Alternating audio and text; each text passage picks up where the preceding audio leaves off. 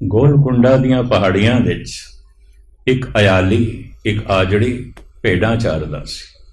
700-800 ਭੇਡਾਂ ਸਨ। ਉਹਨਾਂ ਦਾ ਮਾਲਕ ਸੀ, ਉੱਨ ਵੇਚਦਾ ਸੀ, ਦੁੱਧ ਵੇਚਦਾ ਸੀ। ਕੋਈ ਭੇਡਾਂ ਖਰੀਦਣ ਆ ਜਾਏ ਤੇ ਭੇਡਾਂ ਵੇਚਦਾ ਸੀ, ਉਹਦਾ ਧੰਦਾ ਸੀ। ਅਯਾਲੀ ਸੀ, ਚਰਨ ਦਾ ਵੀ ਆਪ ਸੀ। ਇਤਿਹਾਸਕ ਘਟਨਾ ਤੁਹਾਨੂੰ ਸਰਵਣ ਕਰਾ ਰਿਹਾ, ਹੈਦਰਾਬਾਦ ਦੇ ਨੇੜੇ ਦੀ। ਇੱਕ ਦਿਨ ਸੰਧਿਆ ਦੇ ਸਮੇਂ ਭੇਡਾਂ ਨੂੰ ਵਾਪਸ ਲਿਆ ਰਿਹਾ ਆਪਣੇ ਘਰ ਬਾੜੇ ਵਿੱਚ। ਪਹਾੜ ਦੀ ਤਲਹਟੀ ਤੇ ਇੱਕ ਚਮਕਦਾ ਹੋਇਆ ਪੱਥਰ ਪਿਆ ਸੀ। ਚੁੱਕ ਲਿਆ ਇਸਨੇ। ਕਹਿੰਦਾ ਹੈ ਹਲਕਾ ਜਿਹਾ ਅੰਧੇਰਾ ਹੋ ਗਿਆ, ਪਰ ਇਹ ਤੇ ਚਮਕਦਾ ਪਿਆ, ਰੋਸ਼ਨੀ ਦਿੰਦਾ। ਚੁੱਕ ਲਿਆ ਇਸਨੇ, ਘਰ ਲੈ ਆਇਆ ਤੇ ਬੱਚਿਆਂ ਨੂੰ ਦੇ ਦਿੱਤਾ। ਆਖਿਆ ਤੁਹਾਡੇ ਲਈ ਬੜਾ ਵਧੀਆ ਖਿਡੌਣਾ ਲਿਆਂਦਾ, ਸਵੇਰੇ ਤੋਂ ਰੋ ਰਿਹਾ ਸੀ ਨਾ, ਖਿਡੌਣਾ ਚਾਹੀਦਾ, ਖਿਡੌਣਾ ਚਾਹੀਦਾ, ਇਹ ਲਓ। ਇਸ ਤਰ੍ਹਾਂ ਦਾ ਖਿਡੌਣਾ ਕਿਸੇ ਕੋਲ ਨਹੀਂ ਹੋਊਗਾ, ਇਹਦੇ ਨਾਲ ਖੇਡੋ। ਦੇਖੋ ਚਾਨਣਾ ਦਿੰਦਾ, ਰੋਸ਼ਨੀ ਦਿੰਦਾ। ਉਸ ਚਮਕਦੇ ਹੋਏ ਪੱਥਰ ਨਾਲ ਉਹਦੇ ਬੱਚੇ 6 ਮਹੀਨੇ ਖੇਡਦੇ ਰਹੇ। ਅੱਜ ਇੱਕ ਐਸਾ ਪੁਰਸ਼ ਆਇਆ ਜਿਹਨੂੰ 2 ਭੇਡਾਂ ਦੀ ਲੋੜ ਸੀ, ਖਰੀਦਣ ਲਈ ਆਇਆ। ਉਸ ਜ਼ਮਾਨੇ 'ਚ ਕਰੰਸੀ ਨੋਟ ਨਹੀਂ ਆਉਂਦੇ ਸਨ, ਕੋਇਨ ਸਿੱਕੇ ਹੀ ਆਉਂਦੇ ਸਨ, ਸਿੱਕੇ ਚੱਲਦੇ ਸਨ। ਜੇਬ ਦੇ ਚੁੱਲਦੇ ਸਿੱਕੇ, ਸਿੱਕਿਆਂ ਨਾਲ ਭਰੀ ਹੋਈ ਥੈਲੀ। ਆਇਆ, ਕਹਿੰਦਾ ਮੈਨੂੰ 2 ਭੇਡਾਂ ਚਾਹੀਦੀਆਂ ਨੇ। ਉਹਨੇ ਆਲੀ ਨੇ ਕਿਹਾ ਲੈ ਪਸੰਦ ਕਰ ਲੈ ਜਿਹੜੀਆਂ 2 ਚਾਹੀਦੀਆਂ ਨੇ। ਉਹਨੇ ਪਸੰਦ ਕਰ ਲੀਆਂ। ਪੁਰਾਣਾ ਜ਼ਮਾਨਾ, ਮੋਲ ਭਾਵ ਤੈਅ ਹੋ ਗਿਆ, 2-2 ਰੁਪਏ ਦੀ ਭੇਡ। ਪੁਰਾਣਾ ਜ਼ਮਾਨਾ। ਉਹਨੇ 4 ਰੁਪਏ ਦਿੱਤੇ। ਭੇਡਾਂ ਦੇ ਗਲ ਵਿੱਚ ਰਸਾ ਪਾ ਕੇ ਚੱਲ ਪਿਆ। ਨਿਗਾਹ ਪੈ ਗਈ ਉਸ ਪੱਥਰ ਤੇ ਜਿਹਦੇ ਨਾਲ ਬੱਚੇ ਖੇਡ ਰਹੇ ਸਨ। ਅਯਾਲੀ ਨੂੰ ਕਹਿੰਦਾ ਇਹ ਤੁਹਾਡੇ ਕੋਲ, ਇਹ ਕਿੱਥੋਂ ਮਿਲਿਆ?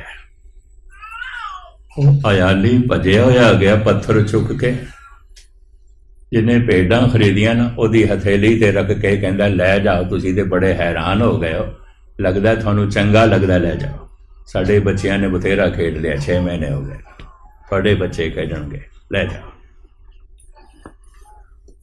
ਪੂਰੀ ਭਰੀ ਹੋਈ ਥੈਲੀ ਚਾਂਦੀ ਦੇ ਰੁਪਇਆਂ ਦੀ ਉਹਨੇ ਦੇ ਦਿੱਤੀ। ਆਖਿਆ ਇਸ ਵਕਤ ਮੇਰੇ ਕੋਲ ਇਹ ਹੀ ਨੇ, ਇਹ ਲੈ ਲੈ, ਹੋਰ ਨਹੀਂ, ਇਹ ਲਓ। ਦੇ ਦਿੱਤੇ। ਉਹ ਭੇਡਾਂ ਤੇ ਪੱਥਰ ਲੈ ਕੇ ਚਲਾ ਗਿਆ। ਅਯਾਲੀ ਆਪਣੇ ਬੱਚਿਆਂ ਨੂੰ ਕਹਿੰਦਾ ਕਿਤਨਾ ਮੂਰਖ ਹੈ, ਭੇਡ ਖਰੀਦਦਾ ਹੈ 2 ਰੁਪਏ ਦੀ ਤੇ ਪੱਥਰ ਦੇ ਗਿਆ 100 ਰੁਪਏ। ਪੂਰੀ ਥੈਲੀ ਦੇ ਕੇ ਗਿਆ। ਬੜਾ ਮੂਰਖ ਹੈ, ਬੜਾ ਨਾਦਾਨ ਹੈ। ਪਰ ਮੈਂ ਅਰਜ਼ ਕਰਾਂ ਉਹ ਜੌਹਰੀ ਸੀ, ਜੌਹਰੀ ਸੀ। ਉਹਨੇ ਉਸ ਨੂੰ ਤਰਾਸ਼ਿਆ। ਉਹਨੇ ਮੁਗਲ ਸ਼ਹਿਨਸ਼ਾਹ ਨੂੰ ਭੇਟ ਕੀਤਾ। ਪਤਾ ਉਸ ਨੂੰ ਵੇਖ ਕੇ ਮੁਗਲ ਬਾਦਸ਼ਾਹ ਨੇ ਨਾਮ ਕੀ ਦਿੱਤਾ? ਕੋਹੇ ਨੂਰ। ਇੱਥੇ ਪਹਾੜਾਂ ਦਾ ਚਾਨਣ ਹੈ, ਇੱਥੇ ਪਹਾੜਾਂ ਦਾ ਨੂਰ ਹੈ, ਇੱਥੇ ਪਹਾੜਾਂ ਦਾ ਪ੍ਰਕਾਸ਼ ਹੈ। ਇਹ ਤੂੰ ਲਿਆਂਦਾ? ਮੂੰਹ ਮੰਗਾ ਇਨਾਮ ਉਸਨੇ ਦਿੱਤਾ। ਇੱਕ ਬਹੁਤ ਵੱਡੀ ਜਗੀਰ ਦਿੱਤੀ। ਯਕੇ ਬਾਅਦ ਦੀਗਰੇ ਕਈ ਮੁਗਲ ਸ਼ਹਿਨਸ਼ਾਹਾਂ ਦੇ ਹੱਟ ਤੋਂ ਫਿਰ ਉਹ ਮਹਾਰਾਜਾ ਰਣਜੀਤ ਸਿੰਘ ਕੋਲ ਆਇਆ। ਉਸ ਤੋਂ ਇਹਨਾਂ ਅੰਗਰੇਜ਼ਾਂ ਨੇ ਪ੍ਰਾਪਤ ਕੀਤਾ। ਤੁਹਾਡੇ ਲੰਡਨ ਮਿਊਜ਼ੀਅਮ ਦੇ ਵਿੱਚ ਪਿਆ। ਅੱਧਾ ਟੁਕੜਾ ਮਲਕਾ ਦੇ ਤਾਜ ਜੁੜਿਆ ਹੈ, ਅੱਧਾ ਉੱਥੇ ਪਿਆ। ਹੁਣ ਹਜ਼ਾਰਾਂ ਪਾਉਣ ਤੇ ਰੋਜ਼ ਟਿਕਟ ਵਿਕ ਜਾਂਦੀ ਹੈ ਸਿਰਫ ਕੋਹ ਨੂਰ ਨੂੰ ਵੇਖਣ ਵਾਸਤੇ। ਲੇਕਿਨ ਅਯਾਲੀ ਨੇ ਸਿਰਫ 100 ਰੁਪਏ ਦੇ ਬਦਲੇ ਦੇ ਦਿੱਤਾ ਸੀ। ਉਹ ਵੀ ਉਹਨੇ ਪਹਿਲੇ ਤਾਂ ਮੁਫਤ ਹੀ ਦੇ ਦਿੱਤਾ, ਲੈ ਜਾ ਬਈ ਤੂੰ ਲੈ ਜਾ। ਬੜੇ ਧਿਆਨ ਨਾਲ ਸੁਣਨਾ। ਸਮਝ ਹੈ ਤੇ ਹੀਰਾ ਹੀਰਾ ਹੈ, ਵਰਨਾ ਨਹੀਂ ਹੈ। समझ है ते सोना सोना है वरना नहीं है, समझ है ते नीलम नीलम है वरना नहीं है। मैनू कहण देना समझ है ते गुरु गुरु है वरना नहीं है, नहीं है। समझ है ते परमात्मा परमात्मा है वरना नहीं है, नहीं है। जो मेरी समझ दे च नहीं नहीं है, ਤੇ ਜੋ ਮੇਰੀ ਸਮਝ ਦੇ ਨਹੀਂ ਹੋਵੇ ਚੇਤੇ 'ਚ ਕਿਸ ਤਰ੍ਹਾਂ ਹੋਵੇਗਾ, ਮੇਰੀ ਯਾਦ ਦੇ 'ਚ ਕਿਸ ਤਰ੍ਹਾਂ ਹੋਵੇਗਾ, ਕਿਸ ਤਰ੍ਹਾਂ ਹੋਵੇਗਾ। ਇੱਕ ਮਿੰਟ ਮੈਂ ਆਪਦਾ ਹੋਰ ਲਵਾਂ ਮੇਰੇ ਨਾਲ ਜੋ ਬੀਤੀ। ਸ਼੍ਰੀ ਗੁਰੂ ਸਿੰਘ ਸਭਾ ਤਹਿਰਾਨ ਈਰਾਨ ਵਿੱਚ ਦਾਸ ਹਰ ਸਾਲ ਜਾਂਦਾ ਰਿਹਾ 15 ਦਿਨਾਂ ਲਈ। ਭਾਈ ਮੱਖਣ ਸਿੰਘ ਥੋੜੇ ਦਿਨ ਹੋਏ ਨੇ ਇੱਥੇ ਹੀ ਗੁਜ਼ਰ ਗਏ ਨੇ। 50 ਸਾਲ ਉਹਨਾਂ ਨੇ ਮਹਾਰਾਜ ਦੇ ਅਸਥਾਨ ਦੀ ਸੇਵਾ ਕੀਤੀ। ਭਾਵੇਂ ਉਹਨਾਂ ਦੀ ਸਪੇਅਰ ਪਾਰਟ ਦੀ ਆਪਣੀ ਦੁਕਾਨ ਸੀ, ਪਰ ਸ਼ੌਕੀਆ ਤੌਰ ਤੇ ਅੰਦਰੂਨੀ ਲਗਨ ਕਰਕੇ 4 ਵਜੇ ਉਹਨਾਂ ਨੇ ਆ ਕੇ ਪ੍ਰਕਾਸ਼ ਕਰਨਾ।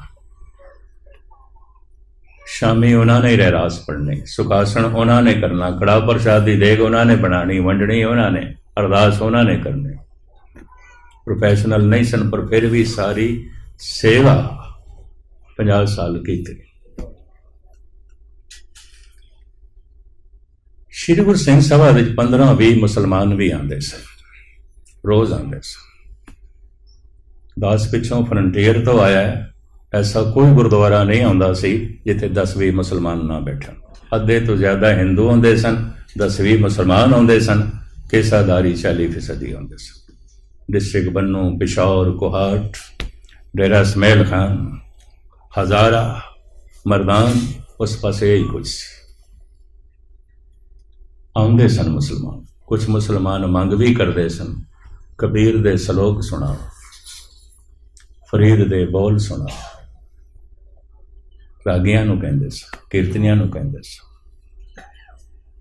ਔਰ ਮੈਨੂੰ ਅਜੇ ਤੱਕ ਵੀ ਯਾਦ ਹੈ, ਮਸਤੀ 'ਚ ਝੂਮਦੇ ਮੁਸਲਮਾਨ ਗੁਰਦੁਆਰਿਆਂ 'ਚ ਬੈਠੇ ਹੁੰਦੇ ਸਨ। ਮਸਤੀ 'ਚ ਝੂਮਦੇ ਹੋਏ ਸਹਿਜਧਾਰੀ ਬੈਠੇ ਹੁੰਦੇ ਸਨ। ਸਹਿਜਧਾਰੀ ਉਹਨਾਂ ਨੂੰ ਕਹਿੰਦੇ ਸਨ ਜੋ ਹੈਗੇ ਤੇ ਹਿੰਦੂ ਲੇਕਿਨ ਇਸ਼ਟ ਬਣਾ ਬੈਠੇ ਗੁਰੂ ਨਾਨਕ। ਕੇਸ ਰੱਖ ਕੇ ਤੇ ਫਿਰ ਕਟਾ ਕੇ ਬੈਠੇ ਨੇ। ਗੁਸਤਾਖੀ ਮਾਫ, ਸਹਿਜਧਾਰੀ ਨਹੀਂ, ਇਹਨਾਂ ਨੂੰ ਪਤਤ ਕਹਿੰਦੇ ਨੇ। ਮਾਫ ਕਰ ਦੇਣਾ ਮੈਨੂੰ, ਮੈਂ ਇੱਕ ਦਫਾ ਫਿਰ ਮਾਫੀ ਮੰਗਾ। ਇਹਨਾਂ ਨੂੰ ਸਹਿਜਧਾਰੀ ਨਹੀਂ ਕਹਿੰਦੇ। ਹਿੰਦੂ ਨੇ, ਹਿੰਦੂਆਂ 'ਚ ਹੀ ਸਿੱਖ ਬਣੇ, ਸਾਰੇ ਹਿੰਦੂਆਂ 'ਚ ਹੀ ਬਣੇ ਨੇ। ਗੁਰੂ ਨਾਨਕ ਦੀ ਬਾਣੀ ਤੋਂ ਪ੍ਰਭਾਵਿਤ ਹੋ ਗਏ, ਗੁਰਦੁਆਰੇ ਆਉਣ ਲੱਗ ਪਏ। ਇਸ਼ਟ ਮੰਨ ਬੈਠੇ ਗੁਰੂ ਨਾਨਕ ਨੂੰ, ਸਹਿਜਧਾਰੀ ਨੇ। ਕਿਸੇ ਦਿਨ ਪ੍ਰਭਾਵਿਤ ਹੋ ਕੇ ਫਿਰ ਕੇਸਾਧਾਰੀ ਵੀ ਹੋ ਜਾਣਗੇ, ਸਿੰਘ ਹੋ ਜਾਣਗੇ। ਸਿੱਖਦੇ ਹਨ ਜੋ ਗੁਰੂ ਨਾਨਕ ਨੂੰ ਮੰਨਦਾ, ਸਿੱਖਦੇ ਹਨ। ਸਿੱਖੀ ਸਿੱਖਿਆ ਗੁਰੂ ਵਿਚਾਰ। ਖੈਰ ਮੁਖਤਸਰ ਜੋ ਹੈ ਮੈਰਿਜ ਕਰਾਂ, ਉੱਥੇ 10-15 ਮੁਸਲਮਾਨ ਵੀ ਆਉਂਦੇ ਸਨ। ਮੇਰੇ ਪੁੱਛਣ ਦੇ 'ਚ ਦੱਸਿਆ ਮੈਨੂੰ 2-4 ਸੱਜਣਾਂ ਨੇ ਦੁਬਈ ਦੇ 'ਚ ਅਜੇ ਵੀ ਆਉਂਦੇ ਨੇ। ਭਾਵੇਂ ਇਸਲਾਮੀ ਹਕੂਮਤ ਬਣ ਗਈ, ਉੱਥੇ ਬੜੀ ਕਟਰ ਹਕੂਮਤ ਬਣ ਗਈ ਹੈ, ਲੇਕਿਨ ਫਿਰ ਵੀ ਕੁਛ ਮੁਸਲਮਾਨ ਗੁਰਦੁਆਰੇ ਆਉਂਦੇ ਨੇ। ਇੱਕ ਮੁਸਲਮਾਨ ਤੇ ਉੱਥੇ ਕੀਰਤਨ ਵੀ ਕਰਦਾ ਸੀ, ਇਹ ਵੀ ਮੈਰਿਜ ਕਰ, ਉਹਨੇ ਸਿੱਖ ਲਿਆ ਸੀ। ਝੂਮ ਝੂਮ ਕੇ ਕਰਦਾ ਸੀ, ਮਸਤੀ 'ਚ ਕਰਦਾ ਸੀ। ਖੈਰ ਮੁਖਤਸਰ ਮੈਰਿਜ ਕਰਾਂ। 15 ਦਿਨ ਬਾਅਦ ਕਥਾ ਦੀ ਸਮਾਪਤੀ ਤੇ ਜੋ ਮੈਂ ਭਾਰਤ ਵਾਪਸ ਆਣਾ ਸੀ, ਇੱਕ ਸੂਫੀ ਫਕੀਰ ਵੀ ਸੁਣਨ ਲਈ ਆਂਦਾ ਸੀ। ਬਾਹਰ ਕਿਤੇ ਸ਼ਹਿਰ ਤੋਂ ਬਾਹਰ, ਤਹਿਰਾਨ ਬਾਹਰ ਇੱਕ ਕੁਟੀਆ 'ਚ ਰਹਿੰਦਾ ਸੀ। 2.5 ਮੀਲ ਦਾ ਸਫ਼ਰ ਪੈਦਲ ਚੱਲ ਕੇ ਆਉਂਦਾ ਸੀ, ਪੈਦਲ ਹੀ ਵਾਪਸ ਜਾਂਦਾ ਸੀ। ਰਸਤੇ 'ਚ ਆਂਦਾ ਹੋਇਆ ਕੋਈ ਸਿੰਘ ਦੇਖ ਲਵੇ ਤੇ ਗੱਡੀ 'ਚ ਬਿਠਾ ਲੈਂਦਾ ਸੀ, ਨਹੀਂ ਤੇ 5 ਮੀਲ ਦੀ ਯਾਤਰਾ ਰੋਜ਼ ਪੈਦਲ ਕਰਦਾ ਸੀ। ਸਵੇਰੇ ਚੱਲ ਪੈਂਦਾ ਸੀ ਗੁਰਦੁਆਰੇ ਆਣਾ, ਫਿਰ ਵਾਪਸ ਪੈਦਲ ਹੀ ਜਾਂਦਾ ਸੀ।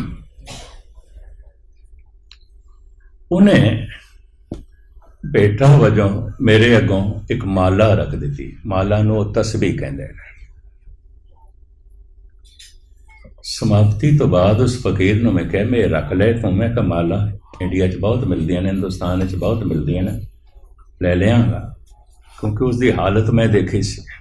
ਮੈਂ ਕਿਹਾ ਤੁਸੀਂ ਰੱਖੋ, ਫਿਰ ਤੁਹਾਨੂੰ ਹੋਰ ਕਦੇ ਖਰੀਦਣੀ ਪਏਗੀ, ਰੱਖੋ। ਮੈਨੂੰ ਕਹਿਣ ਲੱਗੇ ਤੁਸੀਂ ਸਿੰਘਾਂ ਨੂੰ ਤੇ ਨਹੀਂ ਆਖਿਆ, ਜੋ ਨਜ਼ਰਾਨਾ ਦਿੱਤਾ ਹੈ ਲੈ ਲਿਆ। ਮੈਂ ਇੱਕ ਗਰੀਬ ਨੇ ਇਹ ਮਾਲਾ ਭੇਟ ਕੀਤੀ ਹੈ, ਮੈਨੂੰ ਵਾਪਸ ਕਰ ਦਿਓ, ਮੇਰੀ ਤੋਹੀਨ। ਉਹਦੀ ਅੱਖਾਂ ਬਾਰਾਂਗਾ। मैं तो नजराना भेंट किया है, और नजराना भेंट किया है जो मैं थानू सुनता रहा।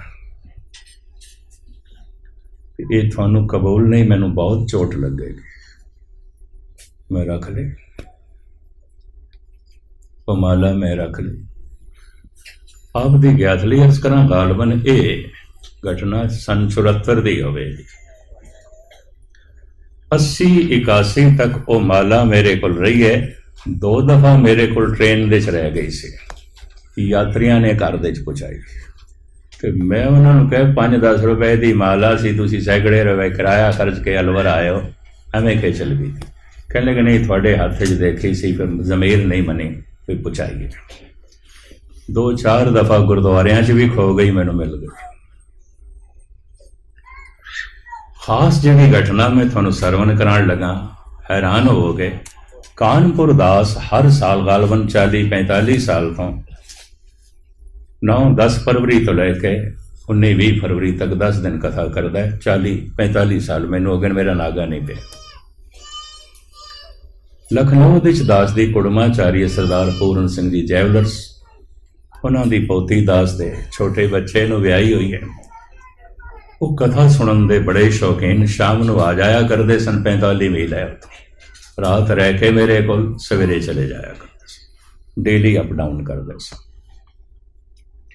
एक दिन सिराने पई हुई माला देख के मैनू कहन लगा, अगैनी अनूप सिंह भी शायद उन्होंने दिन मेरे नाल सुनता ही मुस्कुरा रहे।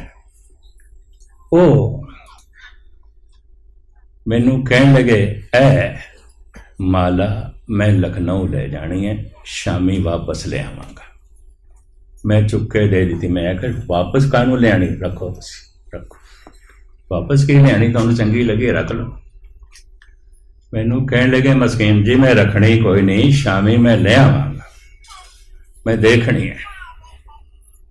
खैर समाप्ति मैं करने लगा, ले गए। जब शामी आए तो मैनू कहन लगे पुखराज है, एक एक मणका 10-12 हज़ार का, तुसी इधर सुट देंदे हो, इधर सुट देंदे हो। मैं कदी सुपने च भी नहीं सोच सकता सी कि वह फकीर जिहदे कपड़े पाटे हुए ने मैनू पुखराज की माला देवेगा। उन्होंने कहा पुखराज है, संभाल के रखना। संभाल के मैं की रखा, उसे रात ही खो गई, अजे तक नहीं मिली, खो गई। सारियां नू पता चल गया पुखराज कीमती है। समझ है ते पुखराज पुखराज है, वरना नहीं है। समझ है ते हीरा हीरा है, वरना नहीं है। समझ है ते सोना सोना है, वरना नहीं है। समझ है ते परमात्मा परमात्मा है, वरना नहीं है। समझ है ते गुरु गुरु है, वरना नहीं। हे प्रभु तू मेरी समझ तो दूर है। जब तू मेरी समझ च नहीं है तो मेरे चेते च किस तरह आवेगा, किवें आवेगा। बस एक नुकता कह के हम मैं समाप्ति करदा। क्या परमात्मा समझ दे आ जाता है? आ जाता। दूजा नुकता बयान करने लगा, अगर वो समझ दे आ जाता है तो वो परमात्मा मेरी समझ तो वड्डा नहीं हो सकता, फिर मेरी समझ वड्डी है। तू समरथ वड़ा मेरी मत थोड़ी रा। प्याला कितना ही वड्डा क्यों ना होवे, सागर उस दे च नहीं आ सकता। समझ कितनी ही वड्डी क्यों ना होवे, परमात्मा नूं नहीं समझ सकती। तुसी आखोगे फिर मैं क्यों कहा है, जो मेरी समझ दे च नहीं है, जो मेरे चेते दे च नहीं है, एकाग्रता बख्श नहीं, फिर मैं क्यों कह रहे। समझ समझ के ये समझ मिलती है कि हे प्रभु मैं तेनू नहीं समझ सकता, क्यों? तो मेरी समझ तो वड्डा है, बहुत वड्डा, बहुत वड्डा। हृदय इतना प्रभावित हो जाता है, रोम रोम याद करन लग पैंदा, रसना उसका नाम जपन लग पैंदी है, मन उस विच लीन हो जाता है। समझ समझ के ये समझ मिलती है कि मैं तेनू नहीं समझ सकता, नहीं समझ सकता। तू समरथ वड़ा मेरी मत थोड़ी राम। अगर कोई कहे मैं जान लिया, मैं समझ सकता, गुरु नानक देव जी महाराज कहते सोई अजान कहे मैं जानिया, जानन हार न छाना रे। फरीद जो कह रहे ने यही कह रहे ने, हे खुदा तू मेरी समझ तो दूर, हे खुदा तू मेरे चेते तो दूर है, मेरी याद तेरे तक नहीं पहुंच रही। अमीर खुसरो दिल्ली विच होया हजरत निजामुद्दीन दा चेला, जिन्हें उर्दू भाषा नूं जन्म दिता और जिसने कवाली संगीत नूं जन्म दिता। इस तो पहले कवाली संगीत नहीं सी।